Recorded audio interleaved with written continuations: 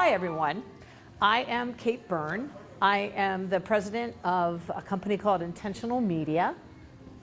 And Intentional Media is a media company. It's a growing global media company, purpose-driven organization with the goal of reinventing and reworking the economy so that all stakeholders come from a place of fullness and wholeness. We own brands such as SoCap, which is the world's largest impact investing event. We own Conscious Company magazine and the website, which celebrates next generation companies, Tom's, organic plum, plum organics, all of those sorts of things. We also own What Will It Takes movements. And What Will It Takes movement is a women's movement. And the way we're addressing shift and change from a woman's standpoint there is from a more vertical standpoint. So what will it take in terms of sports and media and politics and workplace equity? I used to work here at Watermark. I was the chief revenue officer, chief growth officer, if you will. And Nevro last year asked me to come and speak to their pay managers and to their doctors, and it was all about this notion, and I kind of kicked it around, and I was talking about, wouldn't it be great to talk about power, power and influence from the operating room to the boardroom. And they said that would be really terrific and great. We'd love to have you do that. And then as I started doing some research and kind of doing a little bit of a deeper dive into power, what is power, and then what is influence, and then what role does unconscious bias play? And then how do we put all those things together and negotiate greater influence and greater power? I built what we're about to talk about. But before I get started, I always like to know who's in the room. So can I get a sense, and also what it is you want to hear, what it is you want to learn more about? We're a relatively small group. I've got some exercises here. What I did with them when I very first presented this is we actually we did it more as a group exercise, but if you feel more comfortable, I'm gonna, if you'd rather do it in smaller groups, that's fine too. We'll take a look at that once we get to it, if that makes sense. So what are most of you? Are some of you physicians? Are some of you in the healthcare service, in the healthcare industry? Nurse practitioner. Nurse practitioner, awesome. Okay. Perfect. Industry? Okay, all right, terrific. And so what are some of the things that you hope we kind of cover and that we talk about? Or that are also, as I always say, rocks in your socks, that are really bugging you, that you could use some help? Because that's going to be a part of it too, is us coming forward. I was just sharing earlier that I'm going to share a very real life example that I just experienced this week. So the thought and the hope would be is if you feel comfortable, kind of really, when we're talking about some things, if there's real examples, or if there are issues and problems that you're dealing with right now that you could use the wisdom of the crowd, as it were, let me know and we'll do that. But are there anything in particular? Is it like being heard in a meeting? Is it? Yeah, I wanted to talk about power dynamics that you talked about across generations, or just when you're dealing with your boss or people that are in other positions of power and negotiate that better. Right, exactly. How to get them here. Anybody else? Influencing? Yeah. Yeah. I would say, since I'm like a younger looking engineer, like getting that respect when you speak. Yeah. Yes. So, and I'm just gonna say it right now, right here. I think one of the biggest challenges we have is that, and I've encountered it a lot because I've been doing a lot of work on diversity and inclusion lately. And it's really about the fact that we often point to, this is a women's issue, this is a men's issue, this is a human issue. Everybody has to be supportive of this, regardless of what you look like, who you love, etc. But more importantly, and I'm on this bandwagon, women have got to start being more supportive of each other. I bet every single one of us in this room has felt betrayed when you thought you had, the sisters had your back, and they didn't.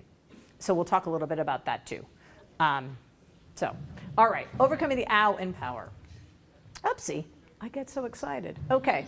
So one of the things is power, as you know, and each of us also has experienced this. It's not always as it seems, right? So, you've got two people. You've got someone who's a senior vice president, who's 2 levels down from the CEO, but then you also have the CEO's administrative assistant who sits right out his or her door, I should say. And he or she sits outside his or her door. So just from this point on, just know, or they, them. So I want to be sensitive, but for this point, we'll just kind of use the regular pronouns. And so the thing is, who has the most power? So the question is, can this person actually impact this person?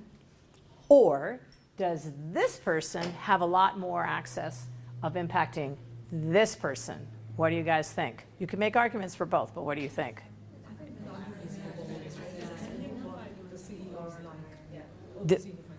You think this person has more power? No, you think this person. Because I am an administrative assistant myself. Right. Depending on how flexible your senior vice president is.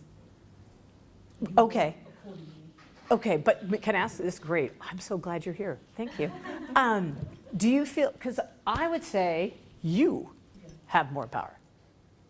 Because you essentially are the gatekeeper. Only because my vice president is very flexible. Well, this is yours. Let's say you would report to the CEO. Yeah.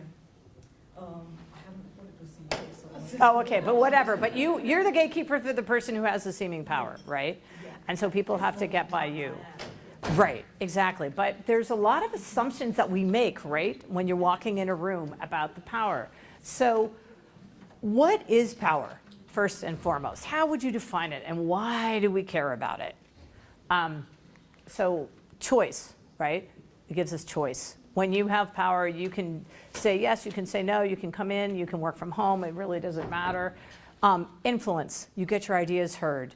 When you've got a thought, people are going to be more likely to listen to it. You have greater impact.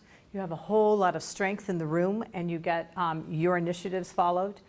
Winning, not to pull a Charlie Sheen, but winning all the time.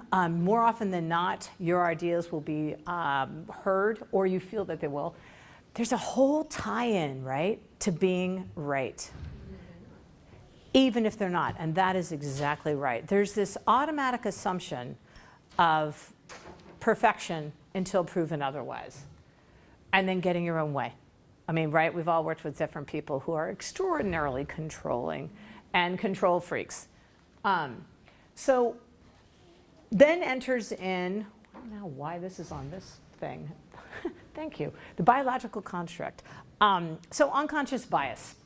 So I would argue that unconscious bias, power is terrific. You have it, you're great, but unconscious bias plays a role in power because people either give their power away or they over assume their power, and it's oftentimes because of the whole notion of unconscious bias when you have an amygdala effect, right? So when you walk into a room, there's something going on, it doesn't look as you had perceived or thought it was going to be. It's like, wait a second, absolutely not, this isn't right, I don't want anything to do with this. Or you're out to get me, you don't look the same as me, you don't think the same more often than not than I, and so I automatically assume that this is going to be a bad thing, right? Has that happened pretty much to people? I mean, what are your responses when something happens that you don't, when you're unexpecting it? I usually readjust my expectations for how the situation will play out. And so that's great. One question I have, and I think it happens with practice, right? Especially with a lot of us right now, we get so used to having to do it, is how should I be looking at this, right?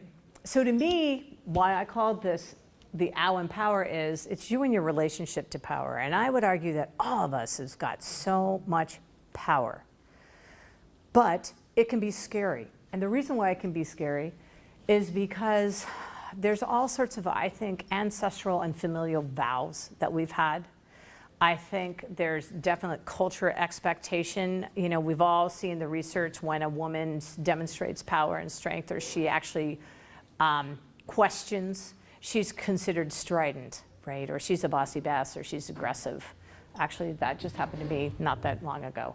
And it was simply because I was standing up for something that I knew, to your point earlier, the idea seemed like it was correct, but it wasn't at all. It wasn't at all. And if we had moved forward with it, it would have been a big mistake. So the more power you get, the more successful you get, the more delusional you get. Because have you ever noticed that everybody around you, all of a sudden, oh my gosh, your ideas are so much more brilliant, or you are the funniest person on the planet, your jokes are hilarious. And so all of a sudden, you start believing it. And then what happens? You get you hold on really tight to it, right? Because it becomes such a key piece of who you are. You get really tied in with ego and pride.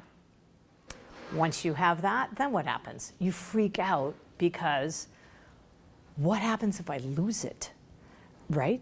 And what am I going to do then? And then who I am. The farther up I go, the farther the fall. And then also you get a fear that you're not going to be liked. And not so much even within your own former peer group, but also your own family and your own relatives. I'm just kind of curious, has anyone just here as you've kind of gone up in your career, have you experienced that? And what's it been like? I mean, what have been some things that you've kind of dealt with? Yeah. I guess like something for myself is like, I mean, I think like this is power without confidence, and that's I think this is like a false sense of power, to be honest. And like I think that it's when I guess I talk to my family about it, like when I'm starting to feel like this, and I just tell them like, can you ground me?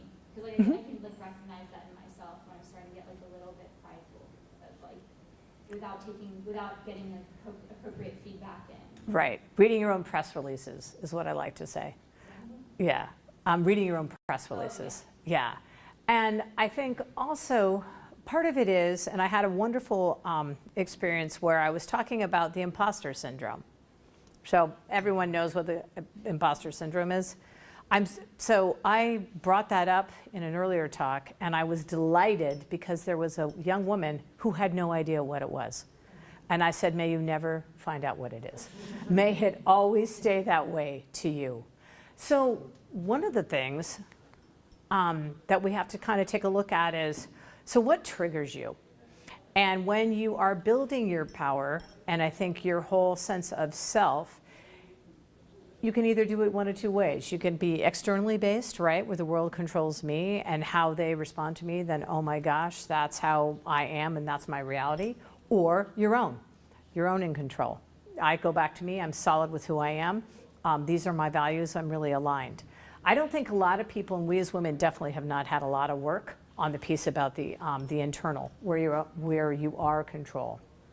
And so when something impacts you, what are some of the things that you actually do when you're saying you kind of readjust yourself to kind of deal with, wow, I didn't see that coming? Yeah, I would say I definitely fall into the internal check here.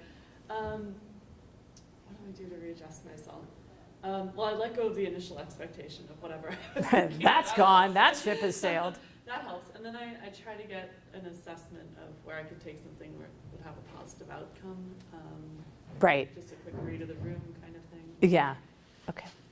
For things like this, I find it comes up a lot if I don't like how someone else handled something, or if I feel like that there was an aggressive move against me, kind of trying to think about how did I co-create that, or what's my responsibility. That's a key piece. Because that's the thing, sort of focusing on the things that are within my control. Right, your own learnings I accountability. can take from it. Exactly. Yeah. Exactly. Anybody else? So yeah, one of the things that I do, it's become my mantra, is when something comes up and it completely blindsides me, or it just, doesn't work out the way I thought it was supposed to, is I take a second, I take a deep breath, and I sit there and I think, okay, how can I look at this differently? And not to be a Pollyanna, but then to say, okay, this is happening for me, not to me, right? And if you say that, it gives you a chance to separate yourself from it, and it just gives you a pause, and so you can kind of look at it from a different angle. And it's, I don't know, I've just found it extremely useful and helpful, both from personal and professional. Now, I will tell you, there are certain instances, especially with your work, where people are survivors of sexual assault, right? It's pretty doggone hard to find a silver lining on that. And how can you look at that? But on the other hand, you find extraordinary inner strength. I mean, I've just done it so much that I could, but I also am sensitive to the fact that there are some cases where that's a lot easier and a lot harder than others. I call the company resilient, so it's certainly an opportunity to learn resilience. Exactly, exactly. So for instance, if you were thinking that you were going to get a promotion and it didn't happen, that's probably happened to all of us. What I've also come to realize is that my timing is not always the same as proper timing and appropriate timing. And while I can never realize why people don't see the brilliance in making me go up the food chain, what I've also come to find out is either, the company isn't ready for all this and my fabulosity, clearly slow, and or more often than that, there's something else that I didn't know. So there's some foundational little piece. And I think, speaking about multi-generations, I think this is one of the pieces that we as female leaders and colleagues can help one another with. When we are approached, by someone who is very excited, and I never want to squelch anyone's ambition. I think that's a fabulous thing. I'd rather harness that and channel it than just squelch it and say, well, that took me 10 years to do it, so it should take you 10 years too. I think it's really helpful if we explain that to others and we walk people through, do you have all the foundational pieces, so that in the event that it doesn't, and for some reason when we're helping someone who didn't get the positive outcome that they were hoping, walking them through it and explaining and asking some questions. Because also, when it doesn't happen right away, it's just not yet. It's not necessarily right now, is the other thing. So you can always go back, I believe. So one of the things I wanted to do was, that picture she looks a rabid, anyway. I didn't choose that video, but I have received it. So I don't know if you guys want to break up, but what are some things where you recently have caught, we can also do this as a group discussion, where you found yourself, oh my God, dogged like a bone, I got to have this, or this point is really important, or I need to get this idea put across in the meeting, or God, and it didn't happen. And did you, in the end, did you find yourself still holding on to that because it was really important to win and really important to be right, or was it really that you really thought it was terrific for the company and for yourself or for the industry you're in? Yeah. Yeah, I think I've been in that situation where I proposed an idea and that didn't go through. And what I found is that you don't want to let go if you think it's the right step, right movement for the company. I think sometimes perseverance is continuing to, at different times, you don't want to be hammering on it every day when there's a no answer. I think at different times you might bring up that idea that says, it would have fitted right well if we start here. It would fit right well when we start here. That has worked well, where I'm not, I've let it go, but at the same time I hang on to it for the next opportunity. Right. And that's actually a really interesting point, and I think it's something that we all can always be reminded about, is what's the context within which you're making the request, right? And a little bit of empathy. Empathy, I mean, we as women tend to be much more sensitive and more empathy. There's just been a lot of research about that. And so to that end, and it actually is a reason why I think anthropologically and also technologically right now, we're in this really cool window where there are going to be a lot of things that's starting to circle to our strengths that we don't even necessarily have to try. We're just physically wired this way. It would never, ever enter our head to not do something differently. Okay, so thank you. Anybody else? Yeah? Yeah, to your point about that, I think women are often more collaborative. Yes. And I found that if an idea of mine wasn't, chosen or thought of as the idea, I've often found a way to get some of those things incorporated by collaborating with a group that was already working in that direction, or which is a great idea. Introducing some ideas into a project that was being pushed forward. Right, so helping build up the solution overall Exactly. for So everybody. Okay, maybe not all of my ideas were okay, but Right. if this 20% makes it in, that's great. Right, exactly. So at least there was a little bit of kernel, and that is a great suggestion for a slow, easy, kind of natural build, especially when you're working at a really large corporation. I think this is particularly key because let's face it, a lot of them are Titanics. And also, there's a lot of calcified brain trust or decision-making or bureaucracies. So getting discouraged by having not having a win or having just a small win, actually every small win is a win. And so focusing on that piece as well. Anybody else have a situation where you were just sort of coming up and fighting with something that you were specifically triggered with? Or even at home? You want to open there? Yeah, we're going there, ladies and gentlemen. Yes, we are. Yeah, no, I think that is actually very true too. That happens a lot with kids. I mean, one of the reasons why I was a little late getting here was because my youngest just came back from spring break. She's a sophomore at WashU, and anyway, we won't go down that path, but there's a lot there. And being sensitive too to the fact that I just had this happen actually at work, where I started this new position. I'm working at the Impact Hub, and there's this whole special key system you're supposed to do, and I'm partially realizing I got a little prideful because now I'm the president, I'm walking in, and I had no clue any of this was going on. Anyway, so I was talking to one of the most senior person there, and I just said about another story that I'll share, but I was saying, I need to be treated with respect. I guarantee I will treat you with respect, but I expect the same. And when I brought it up to her that this was to me just a really simple common nicety to do for anybody, but especially the person who's your boss. So she had no idea that I was even going to be in the office, which, thank you, that was my expression. I'm like, what? Because anyway, but I gave her the gimme and said, okay, then I clearly, I guess I need to do a better explanation that what work looks like and as part of a team. But there was a real opportunity where I could have either sat there and held onto that and been just like, well, or just say, okay, wow, misunderstanding, so glad we cleared that up, fabulous. I got my message across, and now it's interesting. She has been much more respectful, so I'm just saying.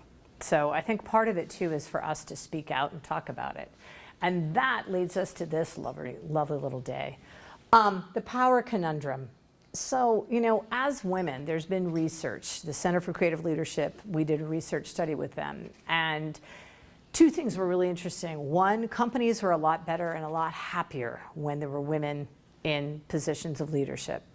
Of course, a lot of that has to do with one of the things women do more often than others is we advocate for others. It could be man, woman, whatever. We advocate for the team. And sometimes we feel more comfortable doing that than we do for ourselves. But then we get in this really weird position where if we do and we self-promote, then we get punished for it, right? Or people think, God, what is your problem? Or you're always, yeah, we get it. Or if we don't, then we'll go unnoticed. And the whole thing continues. So what we need to do is build out the number of alternatives we have. So if I come and I am powerful, if I am feeling confident and powerful in my own eyes, when you experience me, I will seem more powerful and confident to you, which will then fuel me feeling more confident, which then gives me greater access and greater, frankly, influence and impact when I'm in a meeting, when I'm in a conversation, when I'm sharing ideas. It will also give me leeway if I have a misstep. Others will end up giving me a little bit more room as opposed to automatically people pointing out and saying, oh my gosh, how could you have done that terrible thing? Or, okay, let's take it away from you because you did a bad job on something. So I think that is really, really key. The other studies that have taken place is Mercer. So Pam Jeffords, we had Pam come and do a program, and a lot of us are very familiar with the fact that women, when we're looking for a job, right? And there's a job request and there's 10 things. If we only get 8, we will not do the job. We'll say, oh my God, I'm not qualified, I can't do it. Men will do it for 4. And they say, crap, got it, no problem, big woof. So then what happens is, the reason why they've done all these studies about the performance of companies and boards that have more women on them, they overperform 25%. And when there are people of color involved as well, it's even higher.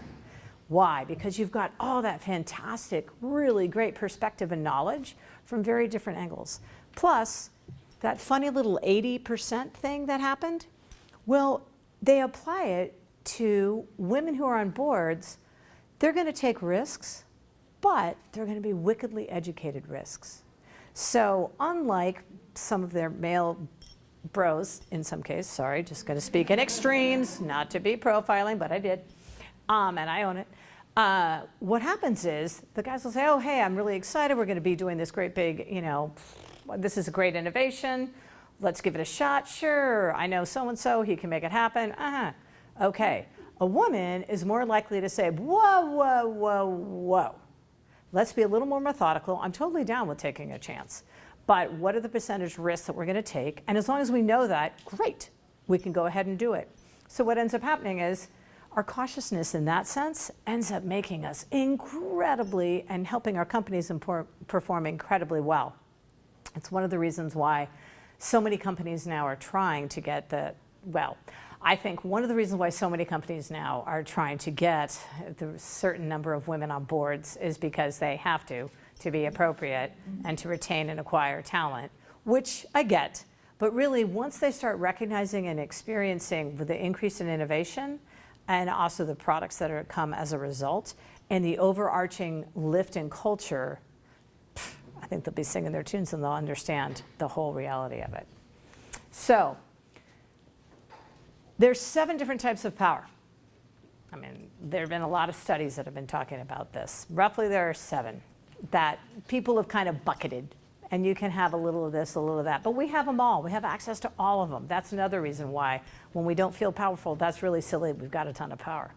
But we just don't necessarily feel comfortable. So come on. Hello. The first one is reward power. So reward power is the sense that people respond to you because they feel that you can dole out rewards and recognition. Think of a teacher with gold stars or certification programs, that kind of thing. The second is information power. These are the people, or people have a sense that you have knowledge that's incredibly important and you are essentially the secret sauce to wherever you are. The third is coercive power. So coercive power is those people who can dole out consequences, right? So they're a little bit scary. So that's like the principal. Or, no offense to anyone who may be in HR, but sometimes HR, right? If you haven't followed certain rules and that kind of thing. And then we've got connection power. So thanks to Malcolm Gladwell, these are the people that are connected to very influential people. And this is the person who will say, oh, I know somebody who can do that. I got a person who does that. But it is these last 3, the referent power, the legitimate power, and the expert power, that have been recognized as the 3 most important for the influential leaders. And this is the old deck because I fixed all of those typos.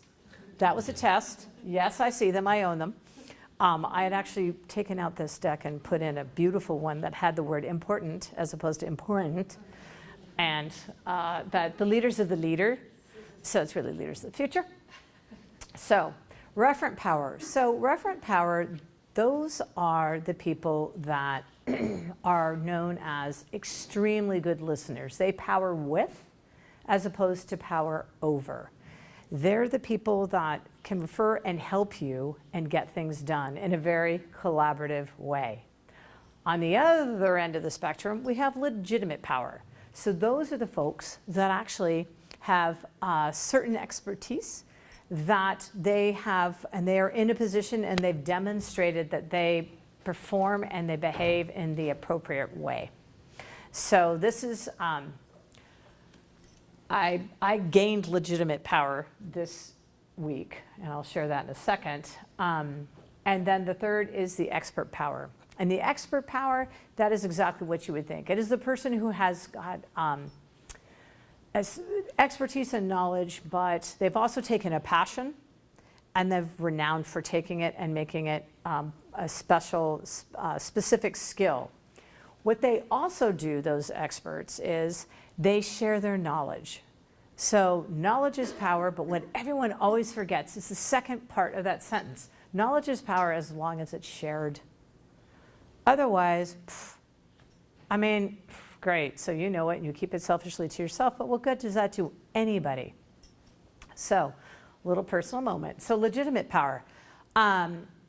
Last week was when I started actually at this intentional media. I was the president. I've been brought on. I'm very excited. It's a 20-person team. I'd walked into a situation where in the past they had just hired people. Nobody had really been told about the hire.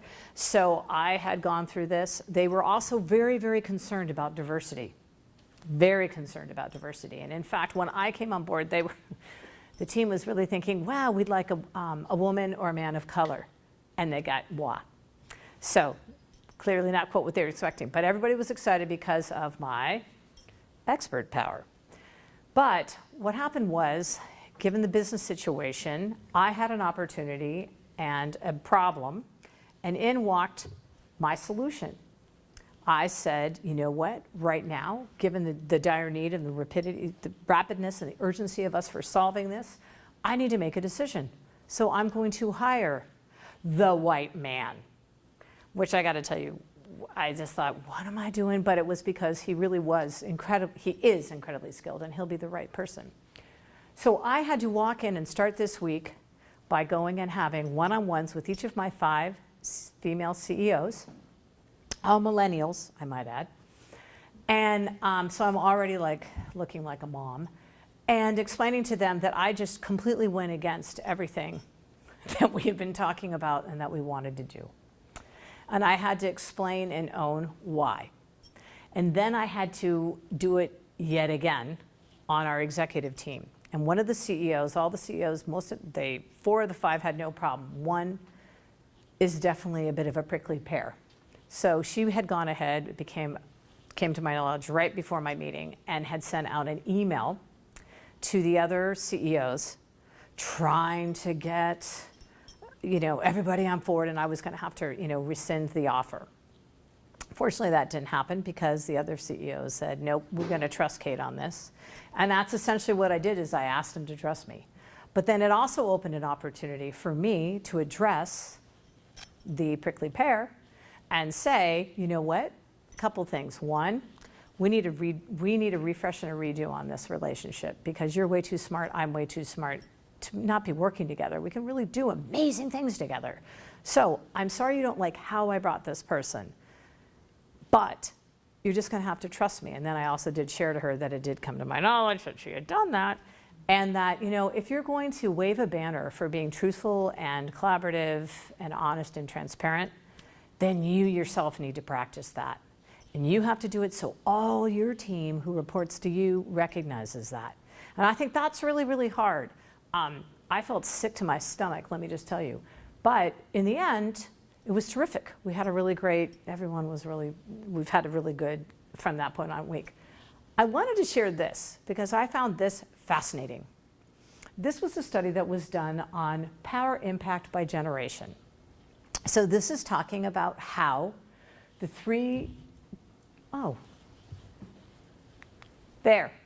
that's the punchline, hello.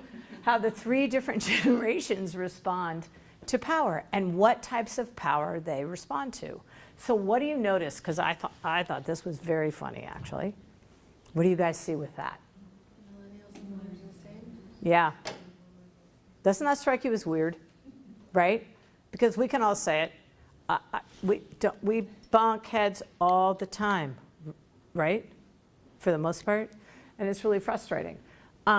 I think it's interesting how Gen X is very concerned about getting caught, right?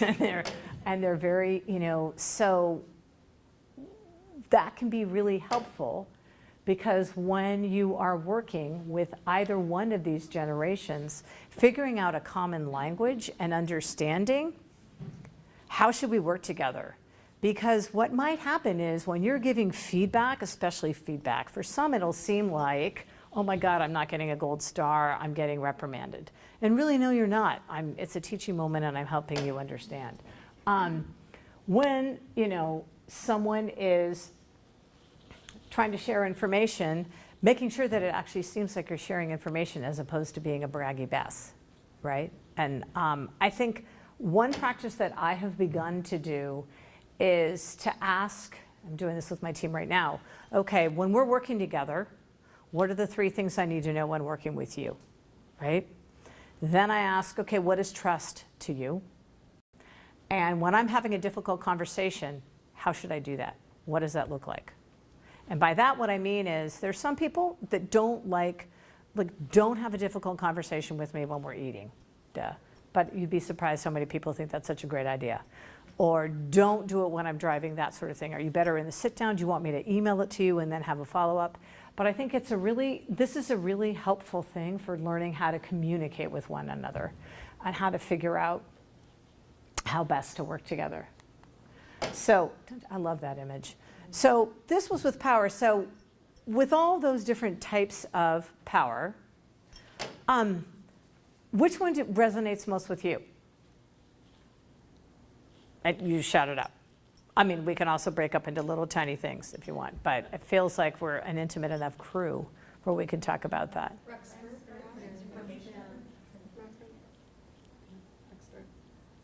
Yeah? Which is the one that you would like to be more, I don't want to say more in control, embrace more, we'll put it that way, or develop more? Referent? Coercive. I'm going to get some stickers and I'm going to give them out. So what about coercive makes you feel? Just to be able to embrace the power that I have more and influence others more. Mm-hmm. If I'm understanding coercive. Yeah, right, yes, no, exactly. But no, to know that you're to be listened to and heard. That's kind of how I feel with coercive. To me, that's the one that says that. It's like recognize, no, actually no means no, and I mean it. And that sort of thing. And I'm sorry, you said referent, right? Yeah. Well, tell me about that. I see some of, my mentors have been my bosses or some, I've been fortunate to work with great bosses. I see sometimes, even though they have the power, they have the capability to listen. They will sit down and listen. And, they have such key ways of telling you how to improve without even being bossy or without even giving the answer out, So I would like to practice that more. Right, right. I think the thing that is so underrated about listening, and it's so important, is actually if you listen to someone and truly listen and hear what they're saying, you understand exactly how to work with them. You understand what makes them happy. You understand when they're having a tricky time. You understand, and it makes everything not personal, if that makes sense, right? You'll understand what's going on so that you can actually really make impact. Did anybody say, what was when? Knowledge? Yeah. I mean, I think I kind of agree with her, referent is something I want to work towards, but I think since I'm still early in my career, I just got a promotion, which is great. Oh, yay! Congratulations. Happy International Women's Day. Great. But I just sort of want to keep working towards acquiring more knowledge and then becoming more and more of an expert in my field. And actually, that's terrific. Building upon that, when someone is curious, right? Because if you're trying to build knowledge, you kind of have to be curious, right? What else comes with that? Yes, collaborating and humility. I think, in terms of leadership and power, the best leaders I've had, I know it's trite and they say it, but it's true. To be a really good leader, you really have to be a good follower. And that doesn't mean you back down, but it means what you said. You listen, you're curious, you appreciate the knowledge of others, you recognize that everyone in the room has something to give and has some piece of knowledge to share, and that your idea isn't the only one in the room, and that you can actually build off of it. So talking about, especially for folks that are kind of, that are younger or earlier stages of their career, one of the things I think that really is important is this whole notion of the difference between influence and power. So if you think of, and I always think of this, Martin Luther King, right? Amazing. Oh my gosh. Speaker moved mountains, moved millions, moved hearts. So that was a lot of power. And one could argue some influence too, but really a lot of power. However, the teacher, the sixth grade teacher that took the time to teach him and recognized and took him aside and helped develop him, that was extremely, think of the influence she had. It's huge, huge. So there are times when to be influential and realize that that influential piece will become power. So when you're talking around a table or trying to get your ideas heard, there's kind of really just some basic things to keep in mind, I think. One is, it's up to you to really figure out, I don't want to say sell, but it is your responsibility to paint the picture and demonstrate why this is good for the broader good. It's not their responsibility, they being senior level executives, to buy. More often than not, they have got so many things. And what I think happens is our little piece is so in the weeds for them, they're not going to get and understand. So what, right? It gets lost in the weeds. So if you're able to present it in a manner that demonstrates this is but one piece and this impacts the greater good and the greater vision of the company, always put it back into context. Especially the farther up the food channel that you're working with, they need context because that's where they're flying. They've got all the middle level people, those are the folks that are actually looking and helping them gather that. And in terms of focusing on contribution to the larger good, it's also not just about you getting what you want and then being the one that's heard the most and listened. And in fact, I would also say it would be terrific if when you see someone else trying to have an idea, and this isn't being manipulative, it's just being a good collaborator and a good teammate. If someone else has an extraordinary idea, point it out, right? So if there's someone who's sharing some knowledge that you think is worth listening to, make sure the group pays attention. Don't waste your time on a bunch of, and this is really hard, I think, or it can be hard, especially in some divisions. And when I had given this original talk, there were a lot of groups. So we had the people that were the health administrators who were dealing with insurance companies, or you had actually nurses who were dealing with, frankly, doctors, and trying to help them figure out, oh my gosh, everything feels like a battle every single day. So don't waste your energy on the psychological capital. And what that means is really pay attention to what is it you're trying to get across, and how does that do more for the company, but also don't start saying things like, I can't believe, pointing out mistakes, pointing out errors, that kind of thing. And this is also really important, the cost-benefit analysis, right? So if you're just sitting there and you want to demonstrate, especially when you're early in your career, that you have a facility, frankly, of the overarching P&L. And you're not just doing something because you think it's kind of a good idea. And then finally, if there's an ethics violation, do speak up. You have to. Not enough people do this. Everybody has a clause now. Most companies do have a clause, but present your case in a really super respectful manner and you can get it done. So when your idea, if it doesn't get accepted, hear it out, align, and then support the final decision of the team. Someone who kind of says that they agree, but then they tend to spend the majority of their time trying to undermine, doesn't help anyone. That's a cancer to you and it's a cancer to them. And if you find yourself in that place, and also if you find yourself starting to speak in a different, other pronouns, as in referring to management as them versus part of the team we, that's a little, I'm going to say, a pink flag that you need to really check where your heart is, and really are you where you need to be, and should you stay there, and or are you part of the problem? What are you doing to, kind of keep yourself in this sort of strange, for lack of a better term, suffering manner? And then, of course, to that end, present, future, right? So present, forward. Don't get stuck and mired in the past with all this baggage. We've all had stuff that hasn't worked, but trying to move forward. And then really dig into your passion, because that is the one thing that I have seen in so many different people that really moves ideas, especially risky ones. If you follow the other steps beforehand, people will be game to do it. Because if they see and they feel that you have so much heart invested in it, but you've also really thought it through, you'll be surprised. People are hungry for that kind of thing. So that's it. That's what I have. So, but Q&A, what's going on? Do you have questions? Yes. One thing I also found for influence is you have to be very genuine. You have to be very Authentic, yeah. authentic in what you're saying. You know, that's how you build trust.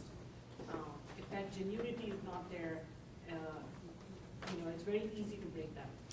Yeah, and I think one of the biggest ways of doing that by building trust is to take accountability of rights and wrongs, missteps and not. Because if you are one of those people that says when a decision has come down and you have to share that with your direct reports and other teammates, if you come in and say, well, management told me to XYZ, and you actually are a manager, but you're pawning it off on somebody else, you will never be seen as a leader. You will always be seen as a messenger, right? Because that's what you're saying. I never had anything to do with it. Well, really, you were in those meetings, and what it also demonstrates is, okay, so then you are not very influential. Because if you don't agree, what did you do to not make that happen? So definitely, yeah, and then I'll go there, yeah. I'm curious if you can share a time where you've really gone out on a limb in terms of using your power for something you really cared about, and how that's played out for you in a positive way. Yeah, two. Well, one, hopefully what I just talked about earlier. Yeah. So pray to God, James, that you deliver. But the other thing was actually something here at Watermark. And it was, you know, this whole diversity and inclusion thing, I was getting so frustrated because I heard a lot of people talking about just the blame game. And then there was going to be backlash. And I thought, you know what? And then you had all these women, some of whom I knew, who had also done not nice things to other people. So I thought, God, what we need to do is we need to come up with a solution so that people can feel and experience real-time empathy. So I went to bat for building out a virtual reality experience. It was called A Seat at the Table. And it was going to cost $50,000. And I was working with 3 young entrepreneurs who are back in Washington, D.C., terrific, 2 men and a woman, fabulous group. And I got a lot of pushback for that, a lot. It was too risky, it wasn't important, et cetera. I really, really held my ground for that. And so now I just finished building it right before I left. Damn it.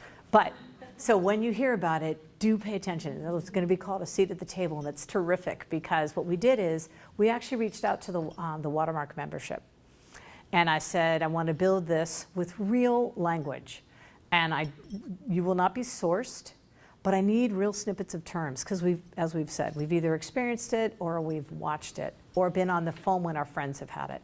And so we integrated that language. So it's really for women, built by women from real experience.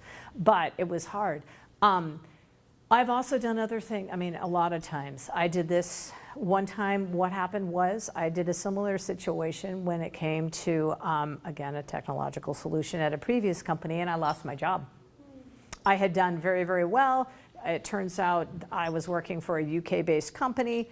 We had done this app.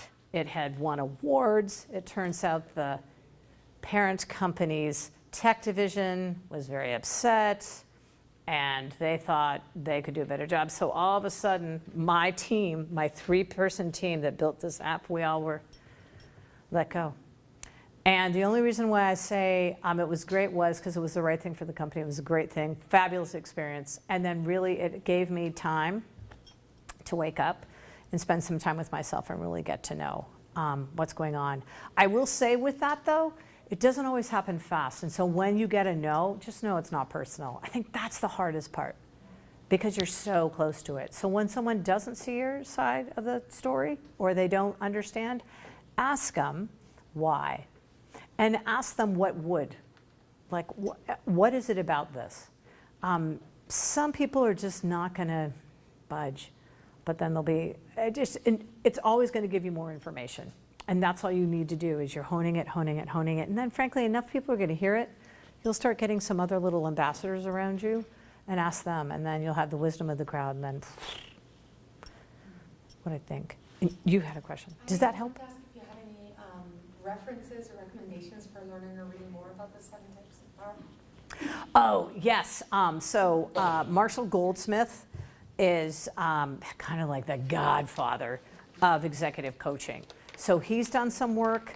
There's a guy, B.F. Skinner, and there's another person, and let me get you that. I'll send it out to Nevro, and they'll do a blast as a follow-up.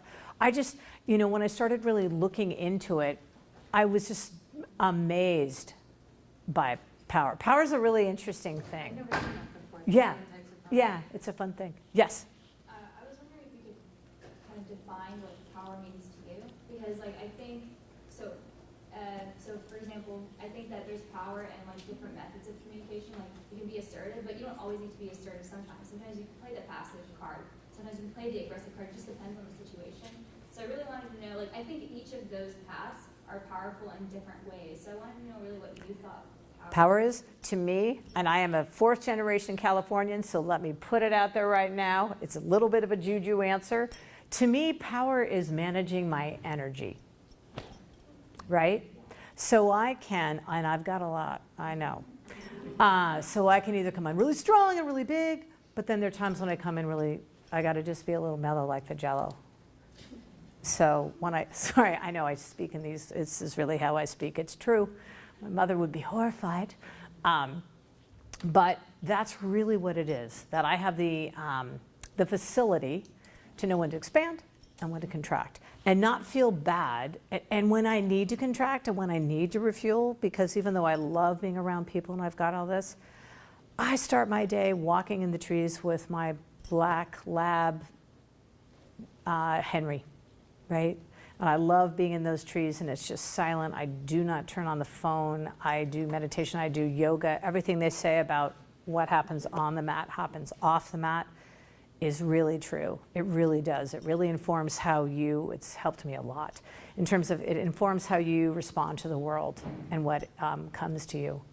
And how you incorporate play, how controlling and rigid you are, all that sort of thing. To me, it is. And also choice. I think as a result of that, it gives me choice. Yeah. My mother always said to me, Katie, darling, all I want you to do is you want options and you want choice. So I think being able to figure this out gets, frankly, the truth is, right, the more other people can win and do well by your idea, the better. Because, yeah. And I think like power, there's like a different type of power that's called depending on the situation. Like I don't Correct. think you just like can be one thing all the time. Right. It's necessary to be this kind of power. And that's just it. That's why I showed that chart, because we actually really do. We don't know it. Yeah. Because you're not like, oh, right now I need to be coercive. Okay, now here's a reward, right? Yeah, yeah. So, and someone else did I get everybody? Questions? Sure.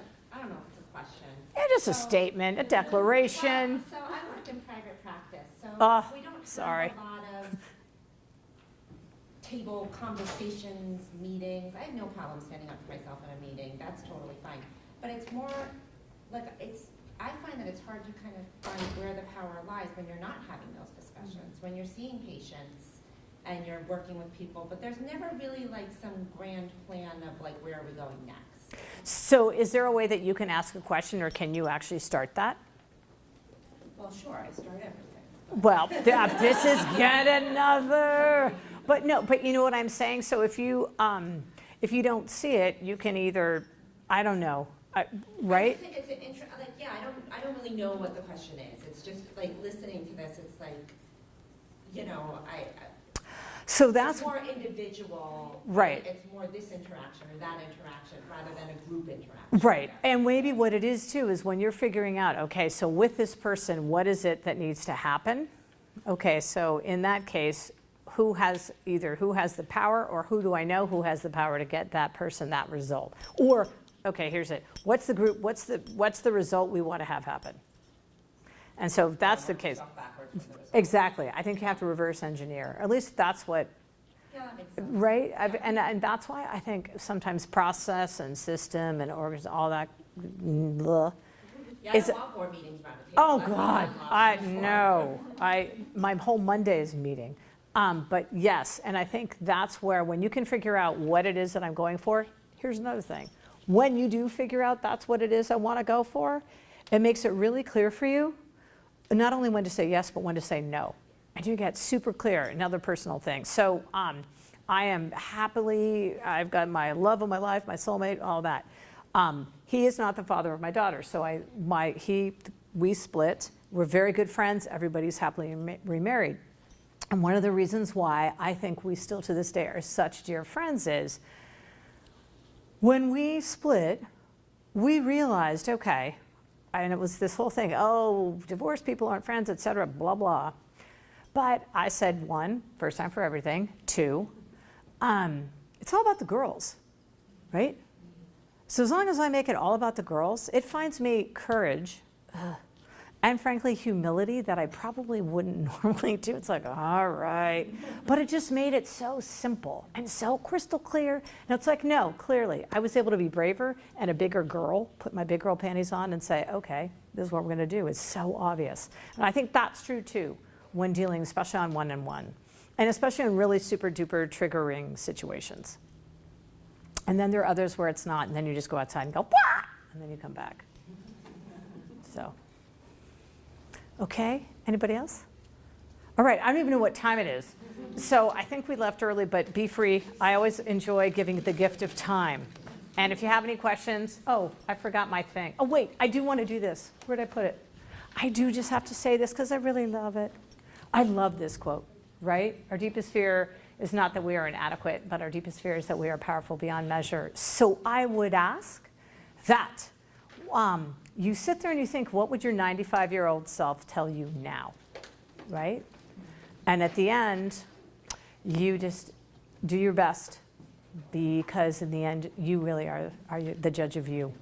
So with that, I wish you well. Thank you so much for giving me your time. It's been a pleasure. Thanks.